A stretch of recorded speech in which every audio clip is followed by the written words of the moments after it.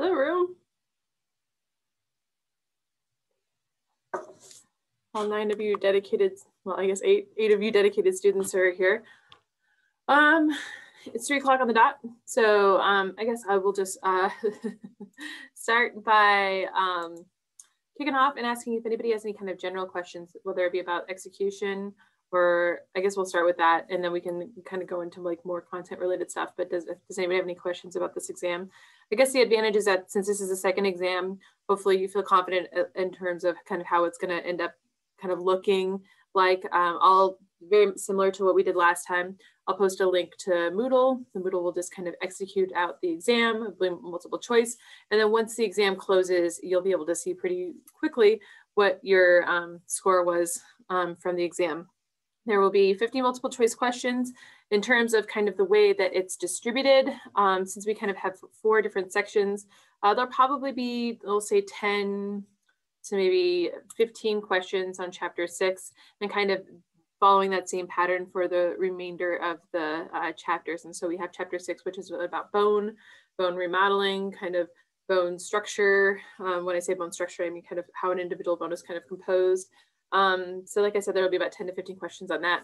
And then chapter 7 and 8 will be the axial and appendicular skeleton. So that will be probably another, like, 15 to 20 questions. And then chapter 11, the chapter on muscles, will probably be another, remaining 15-ish questions. And so that's kind of how it's going to be distributed, probably pretty evenly across all of those. Just because we have 2 chapters that are dedicated to the skeleton, and there's 206 bones, we'll probably, I would say, like, that's kind of going to be a bulk of it right there, just because I kind of want to keep it evenly distributed across all of those chapters. In terms of setting, I hope I've been pretty, clear as to what my expectations are. That list that you see posted on all the study guides is a list that I'll be pulling my questions from. So as I'm writing the exam, I'm going to be looking exactly at that exam 2 study guide list that I've posted. And those will be the bones and muscles and things. And even the chapter 6 questions, I'll be pulling my questions directly from kind of what I've highlighted in that study guide material. So as long as you stick to the study guide, again, I hope this is fairly transparent. I'm not going to be asking you a ton about things like articulations or about facets and things like that, or foramens. That's kind of a level of detail that we're not necessarily focused on in this course. Again, if you get a nice strong foundation and you feel like you know the bones and the muscles pretty well in a very general sense. Again, the muscles we're going to be talking about are fairly superficial. We're not talking about any of like kind of the deeper muscles that you would see in kind of a cutaway image. Okay. I've just done a lot of talking, so I'm going to pause for a second to see if anybody has any questions. And like normal, if you don't feel like unmiking, feel free to post your question in the chat. I'm always happy to answer it that way too.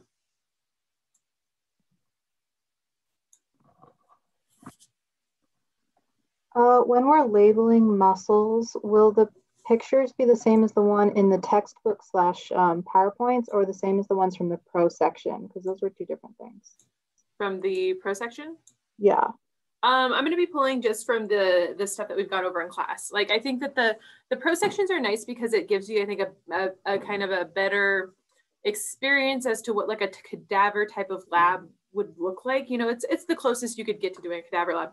But for my expectations for the exam, I'll be pulling directly from the images that are posted in the textbook, everything that's posted in those study guides. So those are exactly those questions. So if you're literally memorizing, oh, this purple bone here is the parietal bone, probably not the best way to remember what bone is which, but it probably might help you or serve you well, because those images are going to be exactly the same as what you see on the exam. And I feel like also with the pro section images, whenever you're looking at cadavers or whenever you're looking at real tissue, it can get really, what's the word? It's just not as clear cut as an image is. And so I think where an arrow is pointing could get real iffy really quick. And so I like the idea of using a cartoon, because I think the lines and differentiations between tissues or between different bones or muscles or whatever is far clearer. So I probably over answered that question, but hopefully it makes you feel a little bit better. Does that answer your question? Yes, thank you. Okay. So yeah, so chapter 6 on bone composition and bone remodeling. Okay, we can definitely kick off into that. I'm gonna go ahead and I'm keeping the, I'm gonna start screen sharing, but just recognize that I'm keeping my chat window open. And so if you have questions as we're going through this, we can go ahead and do that. And today's review session is going to be very similar in structure as yesterday's class was. I'm just basically going to let you ask me as many questions as you want to ask me. And then I think everybody kind of feels better when we do kind of the which bone, which muscle is this kind of poll question. So I've prepared essentially a variation of the presentation that you saw yesterday so we can kind of do some more drilling with you. But as we're doing that, again, feel free to kind of talk, kind of slow me down if you want to talk more about a specific concept. So in terms of kind of chapter 6, and we talk about questions about bone composition and bone remodeling. So I guess bone composition, like one way to kind of talk about composition is kind of the different regions of the bone. Again, that's going to vary depending on the type of bone. Like I think the prototypical bone that we talk about when we talk about bone kind of composition and regions of a bone, I think the long bone is probably the most prototypical bone. It would obviously be the humerus and the femur would be kind of the two long bones that we talk about when we talk about long bone. But I guess this particular figure is nice because it talks about the different regions of the bone. And it also shows you here things like the epiphyseal line. And then you can see within the spongy bone, it has red bone marrow. Red bone marrow is going to be important for the generation of red blood cells. We really didn't talk about that process extensively. So it's not something I think I would focus on in an exam, just because it's not necessarily something that we, like I said, discussed a lot about. Here you can see your medullary cavity. This is where you're going to have your vascularization kind of entering your bone. Again, it's important to recognize because hematopoiesis or the generation of red blood cells essentially occurs in this region, it makes sense that vascularization is very important because you need it once those red blood cells are made. It needs to be able to enter the system. In terms of kind of the coverings of the bone, you see the periosteum, which is on the outside of the bone, and then your medullary cavity and your endosteum, which is going to be the inside of it. And then there's a series of kind of nutrients and arteries that enter the bone through different regions. And we're not, like I said, I don't think that was part of the review session. Not going to focus on that a ton. In terms of remodeling, I think it's just important to recognize that bones are often going through this constant turnover process, right? So in order for the body to be able to release calcium into its bloodstream, that bone has to be broken down because calcium, again, is kind of what calcifies and gives bone its structure. And so bones are a great storage place of calcium. I mean, when you're growing up and your parents tell you to drink milk at every meal, that's part of why they're doing it, is because they want you to have a lot of calcium, a lot of vitamin D, which also plays a role in calcium homeostasis. In order for that bone to be nice and strong and to be calcified. So during bone, let's say remodeling, you have those osteoclasts that are kind of chewing up the bone using kind of enzymatic action, enzymes to break down the bone. And when it does that, you actually release things like calcium and the other kind of cations that are important for creating the structure of bone. And so that's one way in which kind of the bones play a push-pull with calcium homeostasis. Now, you can't just eat away at bones and not rebuild them, because if that occurs, you end up with things like osteoporosis, which we talked about a little bit in class about how that's a disease state that occurs later on in life. Again, because that balance of osteoblasts and osteoclasts become a little bit unbalanced, and you have more osteoclast action than osteoblasts, and you're also not retaining as much, let's say, calcium or other nutrients from your diet that are important for bone, just essentially bone building. So osteoblasts are going to be the bone building cells. They're going to secrete extracellular matrix. They're going to calcify with the presence of those cations. And then the osteoclasts are going to go ahead and break down that. And so again, it's just kind of a constant turnover. And I think maybe this particular presentation doesn't have probably the same extent of, I guess maybe this is probably one of the best ways to describe kind of that bone remodeling, where you have that medullary cavity, especially as you age, that kind of gets eaten out. It's going to change the girth of, let's say, your long bone. And so you have your osteoclasts kind of eating their way out. And those osteoblasts that are continually adding new cells to the outside of the cell. And so by that push-pull action, you're able to create a medullary cavity that's kind of proportional to the girth of that long bone. Okay, so Abby, does that answer your question, or is there a more specific question that you had about that? again, I remember asking professors questions in college, and I'd be like, man, they can just talk forever. So at any point you need to rein me in, feel free to do so. I also have a meeting at 4 o'clock. So just recognize that this, if you have a question, you need to hop on it right here at the beginning, because I've only set aside an hour for this. I also have a meeting at 4. So sorry, the review session is going to end at that point. Can we go over the like functions and like abductions of the hip and like iliac crest and whatnot? The functions? Or the, yeah, and like how they move and I don't know. Yeah. Well, I mean, it's definitely a discussion that we can have, but I will tell you right now, it's not necessarily something that we're going to be focused on this exam again, just because I really just wanted folks to focus their time on memorizing the bones. And then in terms of like things like articulations and motions, is I think something that you would learn in like another level up of anatomy and physiology, like the 200 level anatomy physiology, but we can totally talk about it here. But I don't necessarily know. Yeah, no worries. Now is probably not the best time if we're like but can we review the difference between a male and female pelvis? Yeah, of course. Okay. So we're gonna do a quick review of the male and female pelvis, and then we'll probably jump into a little quick review of the muscle namings, kind of doing the poll questions. So we'll do the male and female pelvis here real quick.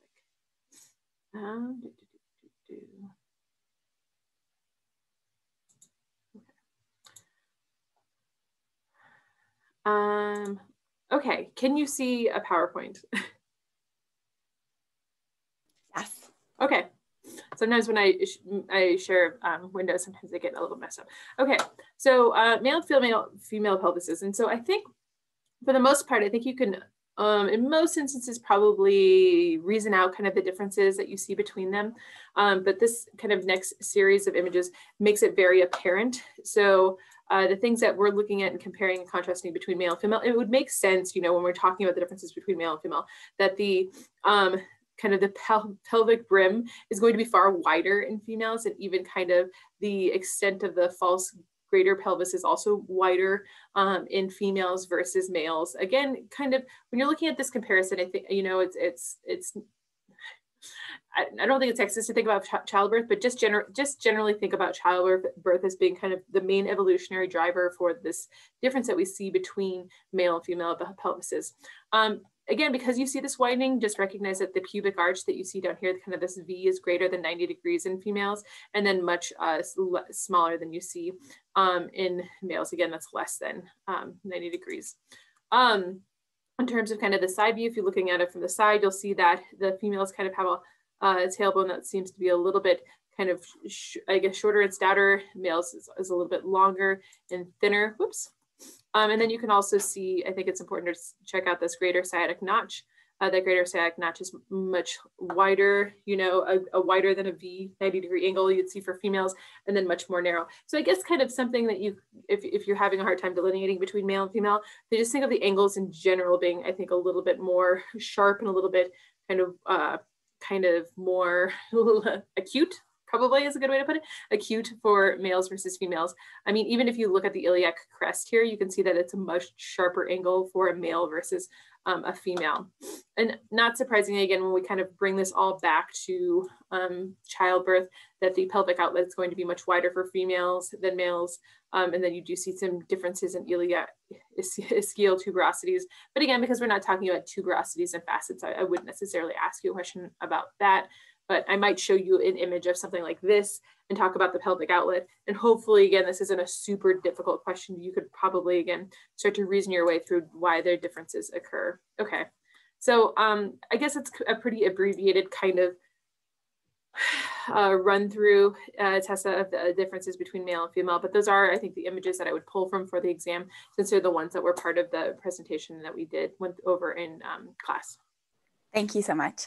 Yeah, of course. And again, I felt bad because I know you're asking these questions that you're like, oh, this is a great place we could expand and like talk more about the functions of the hip, which, yeah, that's that would be a wonderful 45-minute talk. I just don't know if I don't think the other students would enjoy that, unfortunately. Okay, so let's get our way back to the review session. So some review of muscle labeling. So we didn't get to that yesterday. I want to make sure that where am I at? Okay, review of muscle labeling. So we didn't really get to that yesterday, so we're going to go ahead and kind of kick off with that. And just recognize I did relabel some of the bone structures too. So if we get through the muscles, we can definitely make our way back to the bones. Okay, so again, this is just going to be a lot of just polling types of questions. And it's just going to take me a second to make sure I can get to that. Okay, full body. Okay, so in terms of muscles that you need to know, like I said, I've tried to make it abundantly clear that it's going to be these very superficial muscles that you see here. Using this as a study guide, I would highly recommend, if you feel confident going through all of these muscles from this vantage point, you should be pretty good to go, but we will definitely move forward and kind of focus in on some regions too. Okay, so my first question for you here is, which muscle is this? And so again, we didn't get a chance to go over this yesterday in class. So you have your occipital frontalis, your epicranial aponeurosis, your temporalis, your orbicularis oris.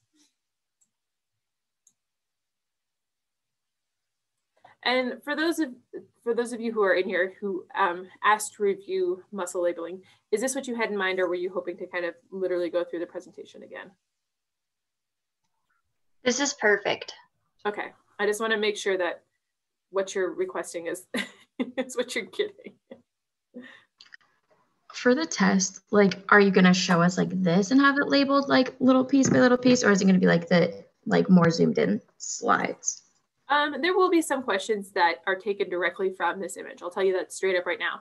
Now, what will probably end up happening though, is you can see all of the different boxes and all of the different arrows. What I'll probably do is take all of those, remove all of those other labels and arrows, and then it'll be just like that single box.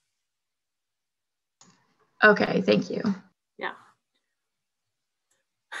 Okay, so really quick. So we've got roughly 92% of you choosing the occipital frontalis, which indeed that is kind of, again, that maybe a good way to memorize that particular muscle is that it's kind of located right underneath that frontal bone.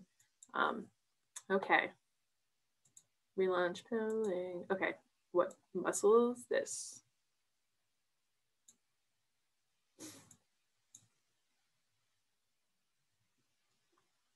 Now I will say that I think sometimes when we're going through these questions, especially like this, it can be a little deceiving, because as we go through them, you're obviously getting to play process of elimination game, right? Because you're like, oh, well, she just asked me about, occipital frontalis. So obviously it's not that one. Just recognize on the exam, you probably won't see the same structure. You'll see novel options for every single question. So hopefully this isn't giving you a false sense of confidence, but just do recognize that, yeah, to a certain extent, you can figure this out and realize that epicranial sounds like cranium. Most likely it's located near the head. So 92% of you chose the epicranial aponeurosis. Again, that's at the very top of this covering of the skull. Okay. And again, like I keep saying, like the advantage to something like this is that you, as long as you can start to narrow down the region, sometimes that can give you an insight as to what the muscle is that you're being asked about.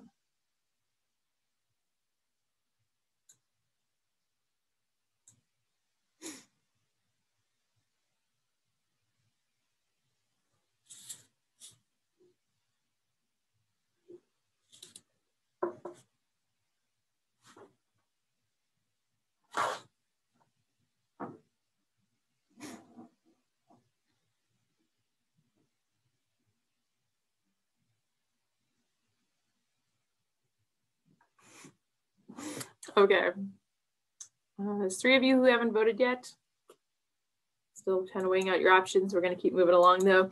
So 100% of you chose the correct answer there, which is orbicularis oris.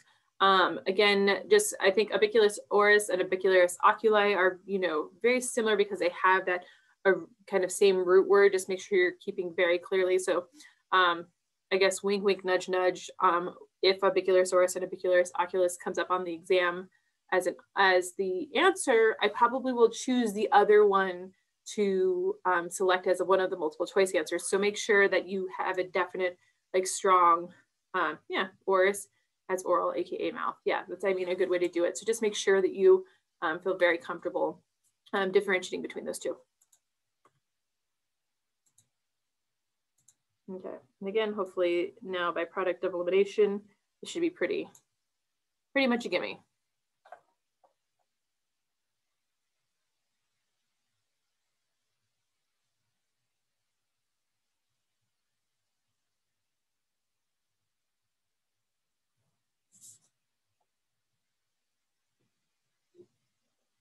Okay, 92% of you have chosen temporalis. Again, it's kind of maybe a little hard to see on this, but that arrow is pointing to that side of the head there, the kind of the temporal region, temporal bone. It's the temporal lobe. So kind of you get the advantage of once you've learned some of these regions and muscles, it's going to come to pay off when we're talking about bones, when we're talking about muscles.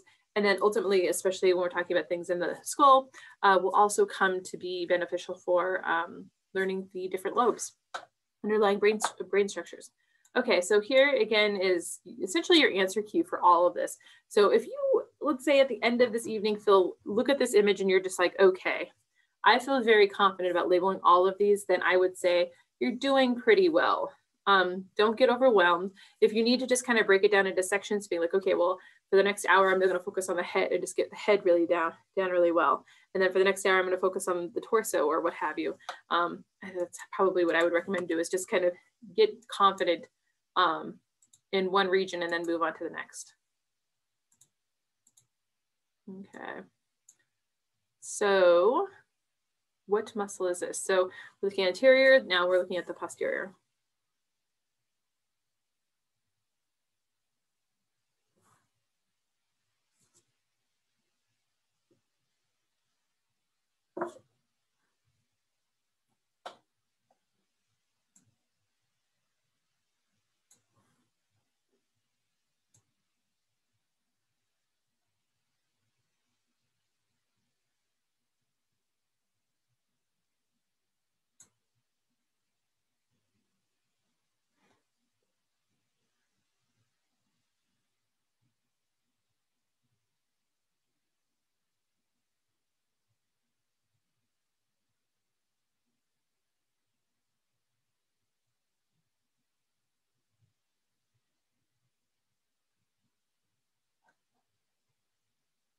Okay. Gastrocnemius. Here we go. So again, gastrocnemius. Let's go ahead and we'll check it out when we get to the final kind of answer page. I don't know if does it show it on this one.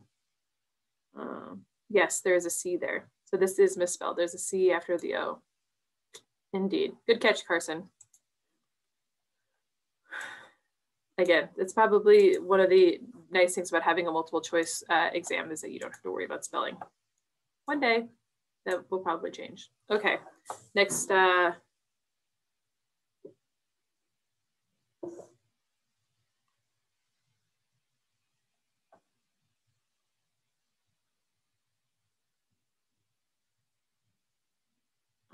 I guess I'll just wink, wink, nudge, nudge you. This one will probably be on the exam just because it's just like almost a gimme question, right? Because ultimately, all of you got this one correct. Gluteus maximus. If you don't know that one, I mean, again, hopefully it's one of those, the nomenclature that we hear so frequently that it almost makes studying for this in that regard a little bit easier. Okay.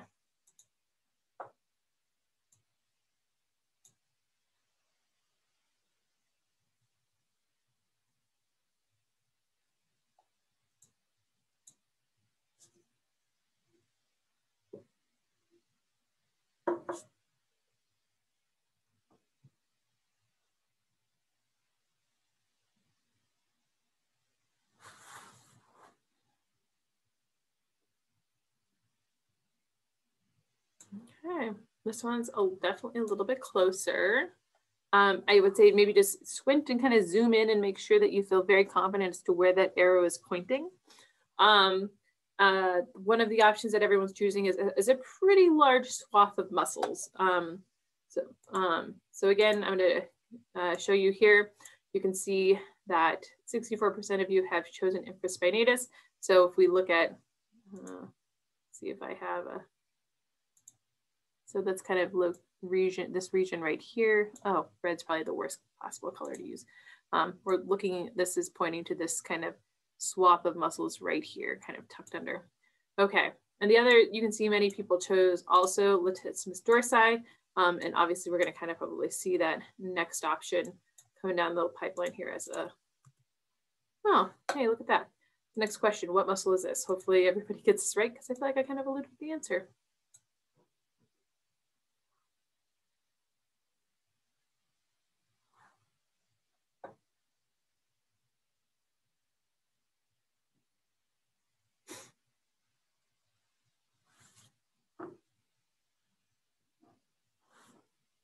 Okay. So yes, latissimus dorsi. So latissimus dorsi, that's, I guess, probably a good way if you, again, if you're, it's this huge swath of muscles right here. It's a good portion of your back muscle regions, your latissimus dorsi right back there. So hopefully that makes it a little bit more clear, especially if you were confusing that with the infraspinatus. Okay, I guess we'll move on to muscles of the face.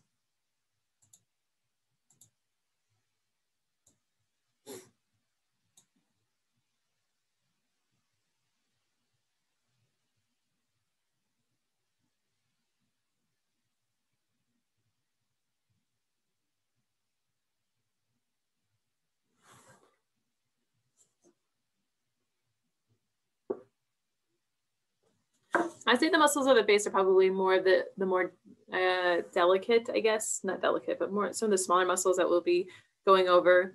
We aren't going to be focusing a ton on muscles of the hands and feet that I guess project down and kind of assist in moving the hands and feet.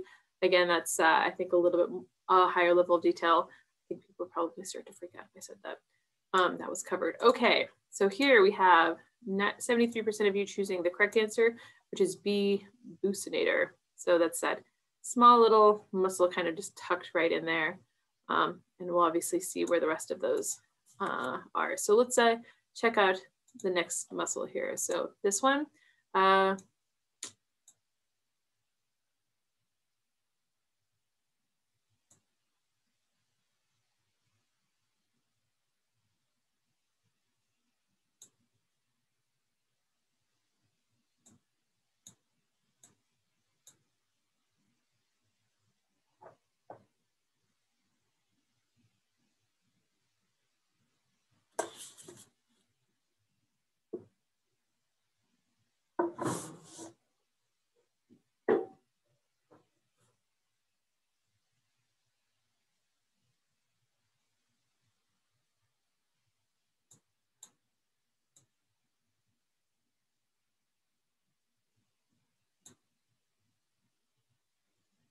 master. Maybe one of the main muscles that's responsible for chewing. Okay.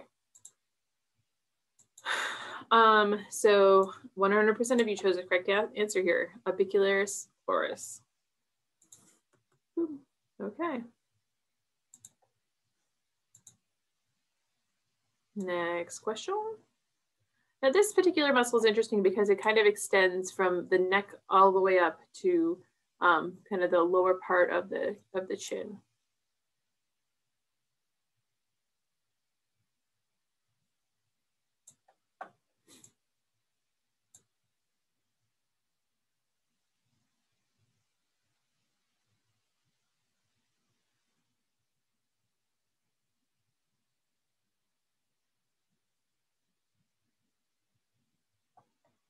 Okay, so 91% of you have chosen the correct answer, which is the platysma. So again, it kind of extends both to the neck and kind of that lower part of the chin. Okay. Oops.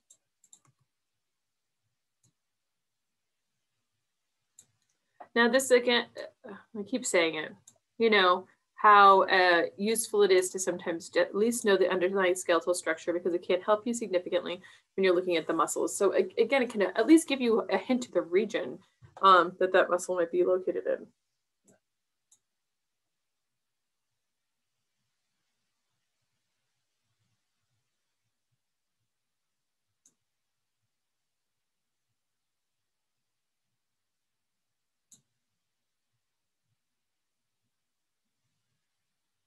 Okay, so 91% of you have chosen the zygomaticus major, which is the correct answer. Okay, so here's kind of the answer, I guess, answer key. So you can see that large muscle. Somebody was asking me about this, and I didn't want to say it in case somebody was like, oh, maybe that's one of the options or whatever. So here you see that large kind of muscle right there, important for mastication, again, which is chewing. The sternocoid mastoid. Yeah, so it does kind of look like that. That's where the origin of it is. But I'd have to look into that actually, because it kind of looks like it comes right back in here into the base of the skull, which would make sense because part of its function is to kind of aid the head in when you're contracting down, to aid the head movement. So I'm guessing right there near the base of the skull, near the base of like the occipital bone is going to be part of its point of kind of go over the backside of the body. We did go over the posterior, the large, I guess, viewpoint of the posterior, but this is all videotaped, so I guess I can post this in case you have questions. And then I can also, this particular review, I'll also post to course sites so you have that availability as well. Okay, I guess we keep on going here. Okay, so torso. Okay. Sorry.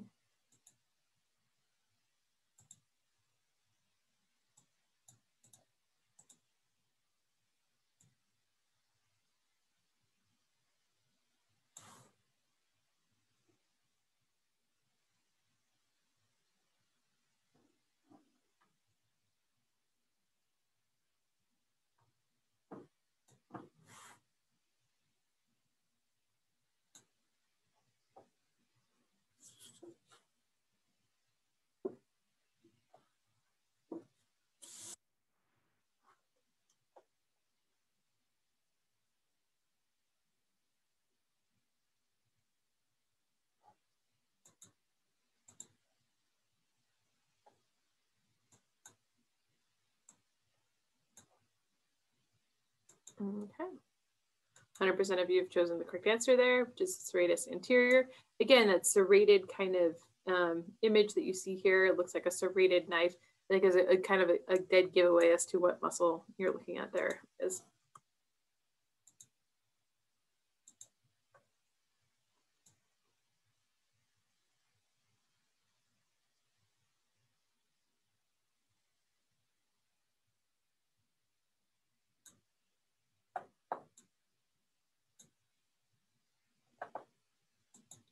Okay, everybody seems to have a pretty good grasp on the fact that that's the deltoid. Again, one of those types of muscles that we kind of hear spoken about in everyday vernacular.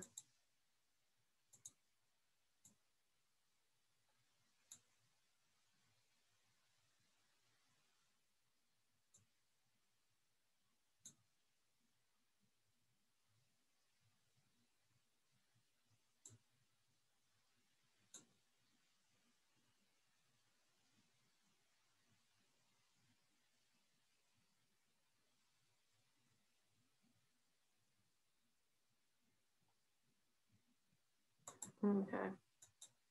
So here you can see pectoralis major is going to be the correct answer here for this particular question.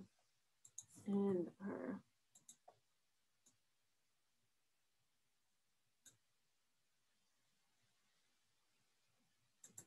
last question here.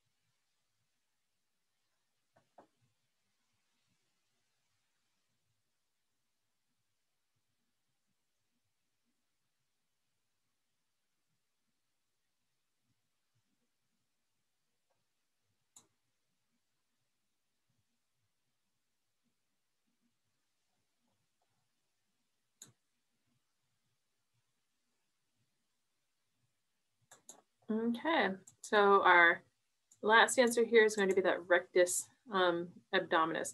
So if we go ahead and kind of look at, that is the external oblique.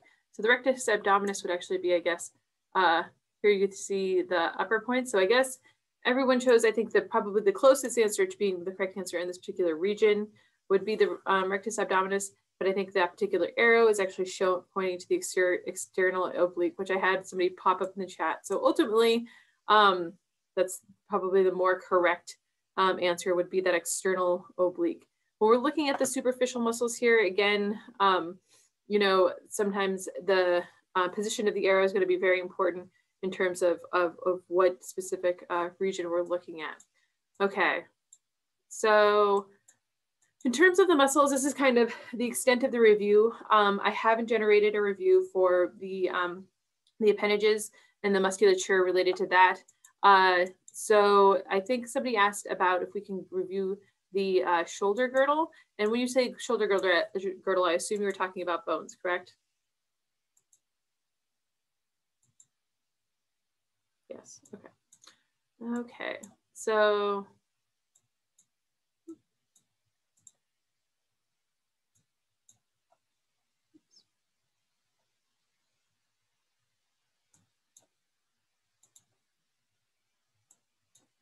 this is difficult to do with a chat window, a poll window, and the queue of faces. Okay.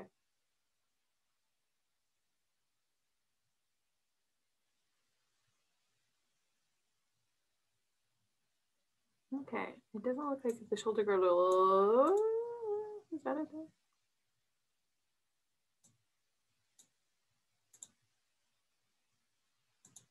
Okay, so I guess as you're looking at the shoulder girdle, probably the biggest thing, or I guess the biggest point of articulation, again, not something we're going to talk about extensively or you're going to be tested on extensively, are articulation points, but just looking at, I think that articulation of the humerus with the glenohumeral joint. And again, that's going to be kind of the biggest part of the range of motion that's going to happen in the shoulder girdle. Again, kind of the center, the most medial part of your body is kind of just split down the center with that sternum. You've got the head and the body of that sternum. Here you can see your sternoclavicular joint, which makes sense given the articulation between the clavicle and the sternum.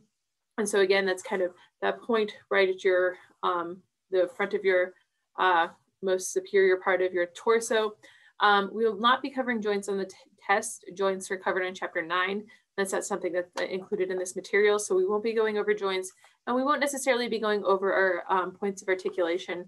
I think the only exception to that would be the acetabulum, which is as part of the hip.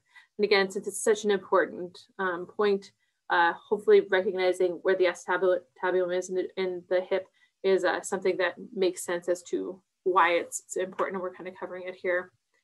So here you can see the clavicle. Clavicle is going to also articulate with the scapula that you see right here. And again, it's the joining of those two that kind of helps generate that glenohumeral joint.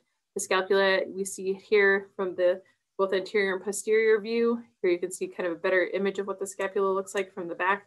It's again kind of an irregular shaped flat bone that kind of holds many of the muscles of the back in place. So I guess in terms of the shoulder girdle, that's going to be composed of both the clavicle, the sternum, the scapula, and then kind of the articulation of the humerus that you see here. The ribs obviously play an important function for multiple different things. Obviously, protection is one of them, of this very important kind of upper thoracic types of organs.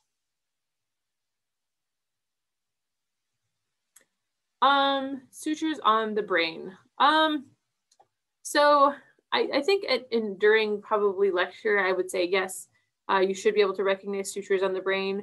But I think I'm kind of pulling off of that since it hasn't been included on any of our reviews, the review sheets. And so if you don't spend time learning the sutures of the brain, you won't be at any deficit if that answers your question, because I will not be asking a question on that just because it's not included on that study guide. I am trying to pare this down as much as humanly possible, making this very manageable, because I recognize 206 bones, roughly 60 muscles, you know, that's a lot to essentially memorize. The muscles of the forearms are on the back of the thigh. So I'm gonna have to pull up a different presentation for that.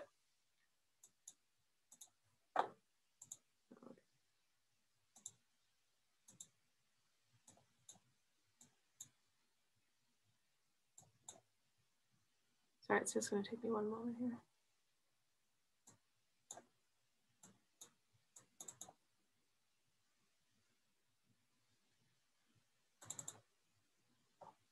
Okay, so you said forearms.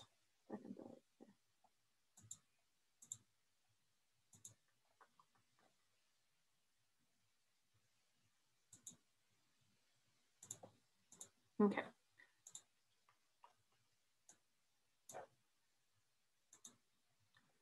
Okay, so I guess this is really isn't forearm, this is more upper arm, but this is a part of the review, the muscle review that I've posted. So although we didn't do like kind of the polling question reviews, this is still available for you to use as a study material. If you're having issues with like these specific regions, you can definitely pull up this particular study guide of the muscles, and you'll have these blank spots where you can be filling in those blanks. So not necessarily again the forearms when we're talking about kind of the upper arm. You can see here the biceps brachii. I'm not going to probably break it down to long head and short head. So you've got your biceps brachii, your triceps brachii that are located on the posterior of the arm that you can see here. Again, I'm not going to break it down into lateral. Teres major is going to be kind of tucked in between there, between your scapula and your humerus. It's going to be important for abduction and adduction of your humerus. And then here you can kind of see that econdys kind of right there below the elbow joint. If we look at the muscles of the forearm, the brachioradialis is probably kind of the big, you know, muscle that's going to kind of be one of the more apparent ones. The pronator teres, again, is going to be useful in kind of the movement of the twisting of the lower arm. The supinator, again, is kind of tucked in there, a little bit less apparent. You're probably going to see an image more closely looking like this on the exam, not so much the ones that have like the muscles that are kind of stripped down. You can also see here the flexor carpi radialis. Again, hopefully those that type of nomenclature gives you an insight as to what that muscle is interacting with and kind of what it's kind of layered on top of. You see the flexor carpi ulnaris as well. Again, probably some relation to the ulna. So brachioradialis, your palmar longus, your flexi carpi radialis, and your flexi carpi ulnaris are all going to be kind of all part of that muscle structure and that kind of interior part of the forearm. The pronator quadratus is kind of, again, kind of tucked a little bit in there. It's a little bit more not as superficial, so you might not see as much question out there. Will there be a big focus on deep muscles on the test? There will be no focus on deep muscles on the test. Almost all of the muscles that you're going to be required to know are just superficial. So hopefully that gives you a big sigh of relief. So if you go to the study guide for exam 2, the two images that I pulled from are basically an anterior and posterior view, all superficial muscles. And so a lot of we're not hitting on some of those deeper muscles. Again, just trying to make this as manageable as possible so your minds don't explode. And but you're still getting some foundation in both skeletal and musculature. And then just kind of as your, I guess, academic career flourishes, you'll be able to go back and review those and kind of build off of this foundation is my ultimate hope. Okay, so I guess when we talk about the forearms or the back of the thighs. Okay, so if we look at the femoral triangle, that's nice.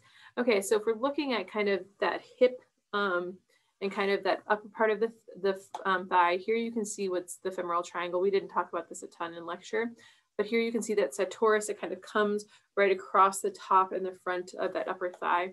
That adductor longus, again, is a little bit more medial. It's located right next to the pectineus, again, is going to be kind of both those inner thigh muscles. that gracilis is going to be kind of walking the line between both anterior and posterior views, and the way you're going to be able to see it. And then one of the larger kind of muscles that you see, and it's cut away here, so you can see some of the underlying musculature, but that rectus femoris is also going to be kind of a large swath of muscle structure just right down the front of that thigh muscle. You know, you look at something like this and it's easy to kind of get a little overwhelmed, and just recognize the kind of the nomenclature that you need to know, and the nomenclature that you can kind of, or that you do know, and things that you can kind of just disregard. So obviously things like the patella, I mean, that's obviously not going to be part of your muscle part of the test. Fascia is not going to be part of the exam as well. The iliac crest, again, is something that I hope you are very kind of aware of. Whoops. And then, but again, make sure you're just kind of focusing on those muscles that I think are more important to know. Gluteus maximus, gluteus medius, tensor fasciae latae, gluteus medius and gluteus maximus are going to be, I guess, up for grabs in the exam. Again, this very large muscle will probably be something you see on the exam. Okay. Okay, so if we're looking at the posterior view of the lower limb, again, the gracilis is kind of a muscle that you can see in both the anterior and posterior view, because it kind of just walks that line in the medial side of the lower limb. Probably just do that. Okay. Anterior magnus, again, is just a little bit more posterior than the gracilis. And then those hamstrings that we're looking at the very back of the thigh, there's kind of a few different muscles that make that up. You have that semitendinous that runs right down the middle of the back of your leg. And then your biceps brachii, or sorry, I'm not like biceps brachii, but biceps femoris, again, is a very large muscle that's more lateral, not as medial as things like the semimembranous. So you have your semimembranous, your semitendinous, and then your biceps femoris. All of those three muscles will be making up the hamstrings. And so if you're looking at a posterior view of the body, especially the lower limb, those three muscles are fairly apparent because they're fairly large as well. Other muscles worth kind of pointing out here, that sartorius, again, maybe a little bit easier to see in the anterior instead of the posterior view. And let's see, you can kind of see the very top of the gastrocnemius here. Okay. In terms of the anterior of the lower limb, again, the gastrocnemius, you can see very clearly from the lateral view, a little bit from the anterior view. The fibularis longus, again, is going to be on the most lateral side of the lower limb. The soleus is going to be on the most medial side of the lower limb, and kind of the large muscle that you see kind of running down the front of the shin would be the tibialis anterior. So again, kind of using what you know about the underlying bone structure, hopefully this can give you some insight as to what the muscle will be. I'll tell you right now, as I'm writing this exam, I'm generally doing maybe like one or two muscles that are kind of located in the same region, and then I'm basically giving them one or two muscles that are kind of throwaway answers. So at least if you know like the general region and some of the other muscles that are in the general region, you should be okay. I wouldn't ask you necessarily like tibialis, gastrocnemius, fibularis longus, and soleus.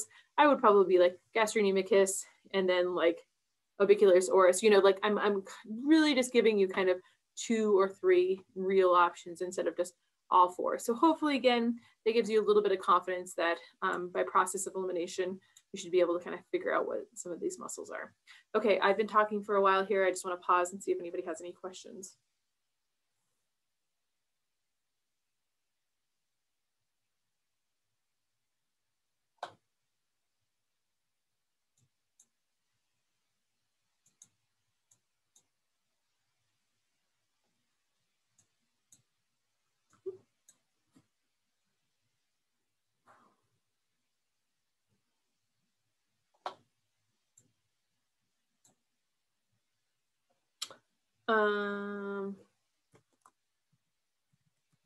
Okay, I'm pausing because I'm waiting for someone to kind of give me, we've got about maybe 5-ish more minutes to spend on any types of questions that you might have. So again, I want to spend this time focused on questions you might have. But at this time, I would say spend your time going over the study guides, making sure you feel very confident labeling the structures that are kind of outlined there. If you feel good about that, then you probably shouldn't be too concerned about tomorrow. I would say to maybe, if you are having a hard time and maybe getting overwhelmed by covering a lot of material, break the body down into just regions and say, okay, well, right now I'm going to focus just on the head, just on the, just on the thoracic cavity, just on the appendages. And I think breaking it down by that way makes it far more manageable. And repetition is going to be, your saving grace, and also recognize the fact that it's multiple choice. You don't have to remember any, spellings. And then by process of elimination, hopefully you have basically a 50 to 30% chance of guessing correct, as long as you kind of have a general region that you can identify that muscle.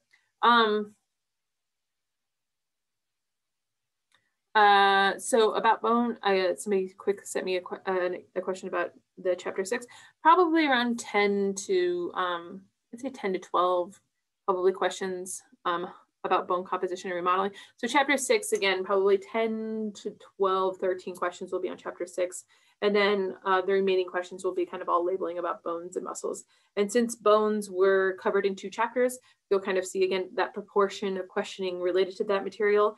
And then because muscles was a single chapter again, so if we break the whole exam down into kind of, I guess, what quarters or whatever, you're not even going to get a quarter, I guess, ish of chapter 6, and then almost 50%, I guess, of skeletal, and then another kind of quarter related to muscles. So maybe that should also inform how you spend your time studying.